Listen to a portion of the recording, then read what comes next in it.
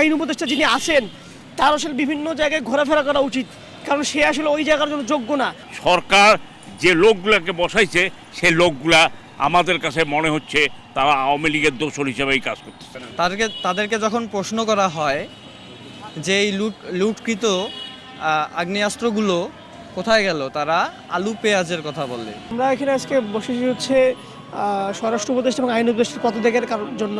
আমরা দেখেছি যে নির্বাচনের আগেই এবং তফসিলের একদিন পরেই জুলাই গণঅভ্যুত্থানের সামনের সারির অন্যতম যোদ্ধা ওসমান হাদি ভাইকে কীভাবে মানে গুলি করা হয় এবং তাকে মানে সরাসরি মানে হত্যার চেষ্টার জন্য কিন্তু তাকে গুলি করা হয়।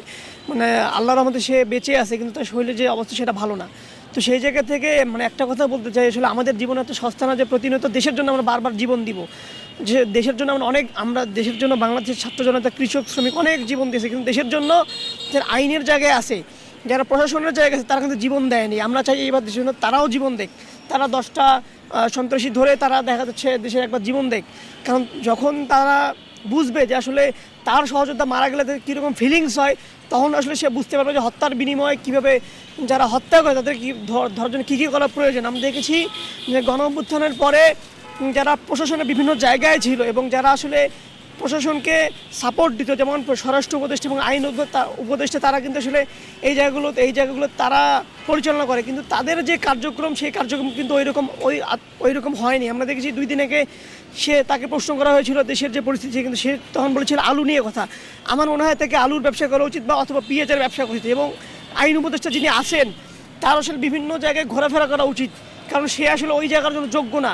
ওই জায়গার জন্য যাকে বসলে আসলে দেশের চলমান যে পরিস্থিতি বা আইনের যারা যেই সমস্যা সমাধান করার প্রয়োজন, ওই সমস্ত মানুষকে বসানো উচিত। আমরা দেখি যে পুলিশ অনেক কষ্ট করে একজন আসামিকে ধরে, একজন আওয়ামী লীগকে ধরে, কিন্তু 2 দিন পরেই সে আসলে আদালত থেকে জামিন নিয়ে বের হয়ে আবার সন্ত্রাসী কর্মকাণ্ড পরিচালনা করে। তো সেই জায়গা থেকে আইন উপদেষ্টা এবং স্বরাষ্ট্র উপদেষ্টাকে অতি দ্রুত পদত্যাগ করতে হবে এবং নির্বাচনের আগে নির্বাচন ব্যাহত যেন না হয় এবং নির্বাচনটা যেন সঠিকভাবে হয়, এটা আমরা চাই। এবং মহান বিজয় দিবসকে কেন্দ্র করে আমরা দেখেছি 2 দিন আগেও 3-4 দিন আগেও মুক্তিযোদ্ধাকে হত্যা করা হয়েছে। তো এই ধরনের স্পর্ধা আসলে কারা করে, তো তাদেরকে আইনের আওতায় এনে তাদের যে সর্বোচ্চ শাস্তি সেটা যেন বাংলা মাটিতে বাস্তবায়ন করা হয়।